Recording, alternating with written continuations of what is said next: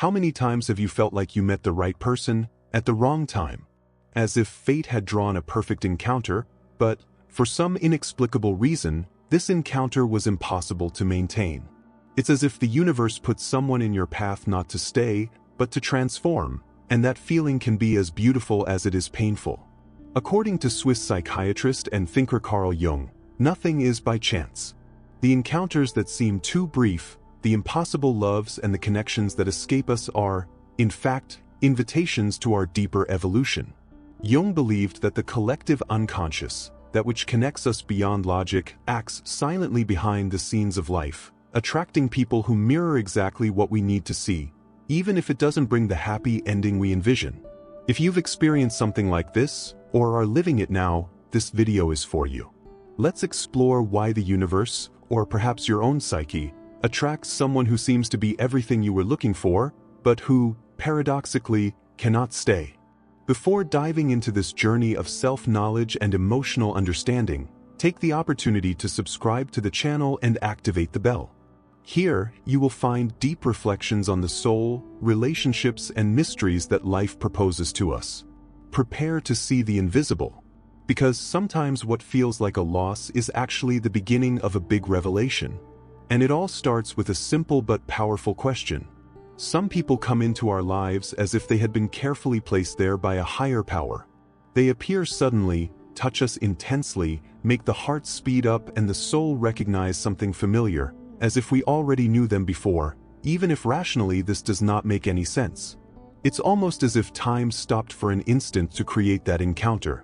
But, paradoxically, these moments that seem magical are often accompanied by a silent pain, the impossibility of remaining by that person's side. Carl Jung believed that the relationships that mark us the most are not necessarily those that last forever, but rather those that activate dormant parts of the psyche within us. According to him, the other is a mirror. What we admire, desire, or even reject in someone is, in a way, within us. So when we find someone we have a deep connection with but can't make it with, it's common to feel like something much bigger is at stake. And it usually is.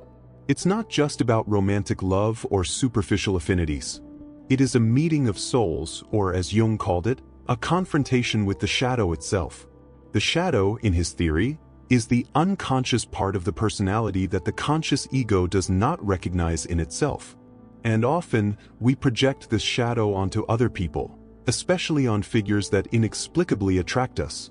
This type of connection provokes an intense emotional reaction, because we are, in fact, facing deep and unknown aspects of ourselves. That's why this type of person arrives like a hurricane. They mess everything up, they throw us off track, but they also force us to look inward with honesty. Sometimes it represents the very thing we repress, the desire for freedom, authenticity, courage, intensity. Other times, it shows where we still need to grow, heal, or liberate. The universe, or the unconscious, puts us in front of this human mirror so that we can see ourselves more clearly. But why is it not possible to be with this person? Why does fate seem to play with our emotions, offering something so strong and at the same time so unattainable? The answer may lie in our own process of evolution. Not all encounters come to be eternal. Some come to awaken us, teach us, move us from place. They are catalysts. They accelerate internal transformations that might have taken us years to live alone. And even if there is no happy ending in the traditional sense, there is always a greater purpose involved. It is important to understand that the value of a connection is not in its duration, but in the depth with which it touches us. There are brief encounters that mark us for life, while long relationships can pass without leaving any trace. What counts is the impact, the change that occurs within us after that person leaves, or when, even though they are present, they become inaccessible. And it is precisely at this point that many get lost, trying to understand with the mind something that belongs to the soul. The impulse to rationalize, to seek logical explanations for what we feel, often only increases the pain. Jung would remind us that the real work happens when we stop resisting and begin to integrate what has been revealed. Because, in the end, the person you can't be with may have come not to complete you, but to point out where there is still emptiness. Not to be the love of your life, but to awaken self-love, awareness, truth. And when we look at it from this perspective, we realize that there is more meaning in the absence than it seems. After all, what remains after goodbye? It may be exactly what matters most. But what exactly does the universe want to teach us with these experiences that hurt as much as they illuminate? That's what we're going to explore next. When something touches us so deeply, it is natural for the mind to seek explanations. We want to understand the reason, find a logic, give a name to what we feel. But not everything essential can be understood with the eyes of reason. Often, what seems like a mistake of fate is actually an indispensable part of our emotional and spiritual maturation process. Carl Jung believed that every meaningful encounter carries with it a psychic purpose. We are not just talking about coincidences or mere chances. He called this synchronicity, events that, even without an obvious causal link, are connected by deep meaning. When you meet someone who intensely arouses your emotions, even if that relationship never comes to fruition in the way you imagined, it's because something inside you was ready to be activated. These people function as keys. They unlock emotional gates that, until then, were sealed. Sometimes, they have exposed old wounds that you believed you had overcome. In other cases, they bring up forgotten dreams, muffled desires, or dormant courage. Their presence, even if brief, generates such a strong internal movement that it is impossible to go back to who you were before. And this is precisely the main intention behind the meeting, to provoke transformation. But real transformation is almost never comfortable. It requires confrontation, loss of illusions, breaking expectations. For this reason, the universe, or the unconscious, if we prefer a more psychological language, sends us people who, instead of filling in our gaps, show us where they are. They are living mirrors of everything that needs to be seen, felt, healed. And when we can't keep them, it's not punishment. It's an invitation. An invitation to go beyond the need for control, to understand that true love does not require possession, and that not every bond needs to last to be eternal in meaning. What hurts, in fact, is not the end of the relationship, but the breaking of the fantasy we have created about it. We idealize the other, we project our deepest desires onto him, we believe that he has come to complete us. But Jung warned us about the danger of projection. The more we idealize someone, the further we move away from the reality of what that person really is and who we ourselves are. Thus, when the relationship does not materialize or ends sooner than we expected, we are forced to face our own inner construction. The other showed us something, yes, but now it's up to us. It is up to us to welcome what has been revealed, to understand what was behind that pain, and to move forward not with bitterness, but with lucidity. This kind of experience teaches us about detachment, humility, and above all, about love without conditions. Because, deep down, loving someone we can't be with is one of the purest forms of love. It is love without guarantees, without contracts, without promises. It is love that transforms, not because it is fulfilled externally, but because it transforms us internally. And this type of transformation is not limited to the field of relationships. It crosses us completely. It changes the way we see ourselves, how we position ourselves in the world, how we open ourselves to new connections. When someone awakens in us an impossible love, what is really being awakened is a new level of consciousness. The question that remains, then, is no longer, why didn't this person stay? But what did I discover about myself through him? This shift in focus is the beginning of true healing, a healing that does not depend on the return of the other, but on your own journey of integration. And that's exactly what we're going to talk about next, how to transform the pain of absence into wisdom, and how to honor these encounters as sacred milestones on our path. Transforming pain into wisdom is not an immediate process. It requires time, silence, and willingness to listen to what the heart whispers when everything around seems confusing. After the impact of a meeting that does not materialize, it is common to dive into deep questions about what we did wrong, about what could have been, about why the other person did not stay. But in Carl Jung's eyes, these questions, although human, take us away from what really matters. Jung invited us to look within, not for guilt or regret, but for meaning. He believed that the soul speaks through symbols, dreams, encounters, and also losses. Nothing escapes the process of individuation, the way in which we become who we truly are. And in this way, the most painful experiences are often also the most revealing. When someone crosses our path, awakens our most intense feelings and then leaves, this absence is not just any emptiness. It is an absence full of meaning. It points directly to something that needs to be rescued within us. It can be the self-love we forget, the personal power we surrender, or even the deepest vocation we let go to sleep in the name of a romantic ideal. Therefore, honoring this type of experience is essential. And honoring does not mean romanticizing or nurturing unrealistic hopes. To honor is to recognize that it had a purpose, that it fulfilled a symbolic function in your journey. It is to look at this person, even from afar, with gratitude, not because he was perfect, but because he was needed. Often, the soul takes us to impossible relationships precisely to awaken us in a way that no possible relationship could. It's as if we needed an emotional reality. Shock to break old patterns, get out of stagnation, wake up to what we really are. Pain, in this sense, is not a punishment, but a force of movement. The big key is to transform the bond that cannot exist outside into a stronger connection with yourself. If that person has awakened something in you, a twinkle in your eye, a desire to be better, a thirst for authenticity, then that feeling can and should continue even if they are no longer present. What arose within you does not depend on the other to exist. He was just the catalyst. And this is where the true emotional alchemy begins, taking everything that was desire and transforming it into direction. Channeling the energy of what has not been to build what can be. Use what hurt as fuel to create a new version of yourself, more conscious, more whole, freer. Jung believed that we are driven by symbols, and few things are as symbolic as a love that is not fulfilled. This symbol carries potency of healing, of creation, of reconstruction. Instead of remaining in lament, the proposal is to transmute. To look at lived history not as a definitive loss, but as an initiation.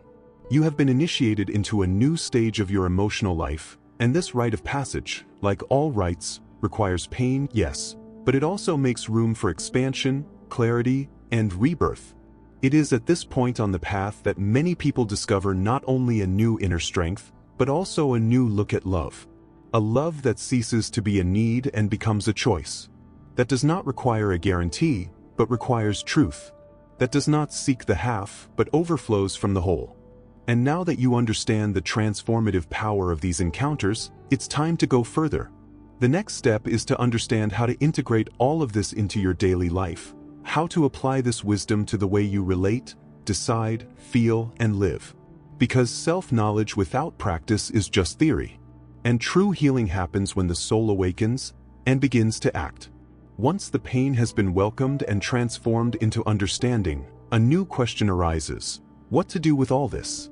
How to take the wisdom acquired to everyday life, where challenges are not symbolic, but real, where there are choices, coexistence, expectations, and often new relationships taking shape. Carl Jung said that the meeting of two personalities is like the contact of two chemical substances. If there is a reaction, both are transformed. This means that every true encounter, even if brief, leaves deep marks. The question now is how to use this transformation to live more consciously. Because after such an intense experience, it makes no sense to go back to loving, relating, or existing in the same way as before. It is at this point that the most subtle but powerful work begins: integration. To integrate is to allow what you have experienced to become part of who you are, not as an open wound, but as an intimate knowing. The pain doesn't magically disappear, but it changes places. It stops being a stumbling block and becomes a base. A foundation for new decisions, more aligned with its essence. As you observe yourself more clearly, you begin to notice patterns. Perhaps you have always looked for someone who validates your insecurities, or you have repeated bonds where affection was accompanied by distance. Perhaps you have projected on the other the role of savior, when, in fact, salvation has always been within you. This lucidity does not come to judge the past, but to guide the future. From this new perspective, their relationships are transformed. You start to recognize the signs of imbalance earlier. You learn to listen to your own limits, to stand more firmly, and, most importantly, not to accept emotional crumbs when you know you deserve wholeness. Love ceases to be a terrain of illusion and becomes a space of presence. You no longer seek to lose yourself in someone, but to find yourself together with someone. But there is an even deeper point here. When you understand that certain people have come only to open a portal within you, you begin to value what was born after their passing. Perhaps it was a new interest, a change of course, a force that once seemed impossible. Often, it is from an unrequited love that projects, artistic movements, life decisions that once seemed distant emerge. This is the power of the unconscious at work. He uses images, feelings, and even absences to lead us to our own center. And when you begin to live in coherence with this center, everything around you also begins to reorganize. Your relationships, your work, your choices come to reflect not what you want to please others, but what you need to stay whole. To live with this awareness is to live authentically. It is to stop acting on automatic, repeating inherited patterns, and start making choices aligned with your true self. It is not a matter of closing oneself to love or living in constant defense. On the contrary, it is about opening up to truer relationships, where there are no masks, no games, or the need to diminish oneself to fit into the life of the other. This type of presence is frightening because it requires courage, but it also attracts much more meaningful connections. When you position yourself clearly, those who are not ready move away, and those who are, come closer. And little by little, without haste, you realize that impossible love from the beginning was not in vain. It was the first step towards building a new history, with solid foundations and internal roots. And that's exactly what we're going to delve into now, how to cultivate this new way of relating based not on neediness, but on awareness. A way of loving that does not empty us, but expands us. When we understand that love does not need the other to exist, that it is born and flourishes first within us, we take a decisive step towards emotional freedom. This freedom is not coldness, nor forced detachment. It is maturity. It is the awareness that we can love deeply without losing ourselves in the process. And this understanding changes everything. From this awareness, the way we relate to each other undergoes a natural transformation. Bonds are no longer based on need and are built with presence. We are no longer looking for someone to fill an internal hole, but to share what is already full. We no longer want to be saved, but accompanied. This change is subtle but powerful. It marks the passage from immature love to conscious love. Carl Jung believed that the ultimate goal of human development was wholeness, to become whole. This does not mean being perfect or unattainable, but integrating light and shadow, reason and emotion, instinct and spirit. And relationships are, perhaps, the most effective mirror of this search. The way we love reveals where we are in our own process of individuation. Therefore, relating consciously is not something that happens overnight. It is a daily construction. It requires internal vigilance, active listening, the ability to take responsibility for one's emotions. And above all, it requires presence, that willingness to be whole, even when the other is not. This is an act of self-love, a silent commitment to your integrity. But it is important to remember that awareness does not eliminate pain. It just offers us new ways to deal with it. When moments of doubt, longing, or emotional relapse arise, the way is not to judge yourself, but to welcome. To welcome yourself as you would welcome someone you love. With gentleness, with compassion, with patience. Over time, you begin to realize that story that seemed to have ended in frustration was actually the beginning of something much bigger. The seed sown by an impossible love has germinated within you and is now blossoming in the form of discernment, strength, and authenticity. Life gained a new rhythm, new meanings. And you are more present, with yourself and with others. That presence, that clarity, attracts a new kind of connection. Not necessarily someone ideal, but someone real, capable of finding in their gaze not a demand, but a company. Someone who respects her freedom because she has also found her own. That doesn't try to complete you, but adds up. Who is not frightened by its intensity, but recognizes in it the depth of someone who has already lived, has fallen, has already risen. And if that person hasn't arrived yet, that's okay. You no longer live waiting for someone. You live for yourself. And it is precisely this posture that makes room for truer relationships. Because when you are at peace with your story, the world stops being an emotional battlefield and becomes a stage of possibilities. Thus, love ceases to be a destination to be reached and becomes a natural expression of who you are. It overflows in gestures, in choices, in the way you take care of yourself, how you speak, how you listen. Love, then, ceases to be a place where one arrives, and it becomes the path that is taken. And with all this in mind, we are ready to close this cycle. The conclusion awaits us, not as an end point, but as a synthesis. A space to look back with gratitude, to the present with acceptance, and to the future with hope. Let's go together to the end, where everything meets. We have reached the end of this journey of reflection and self-knowledge. Looking at the pain of an impossible love in the light of depth psychology allows us to see much more than the absence of a happy ending. It allows us to recognize the transformative value of an encounter that, even if it did not materialize as we had hoped, played an essential role in our inner development. Carl Jung taught us that nothing happens by chance in the psyche. Each person who crosses our path has something to reveal to us about ourselves, about our patterns, our shadows, and our light. When the universe, or the unconscious, presents us with someone we cannot be with, this is not a fault of fate. It is a calling, an invitation to dive deeper into our own soul. This kind of love, which seems interrupted, is actually a bridge, a passage to a new level of consciousness.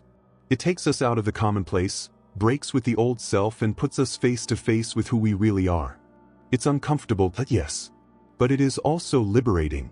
Throughout this script, we have seen how this process unfolds.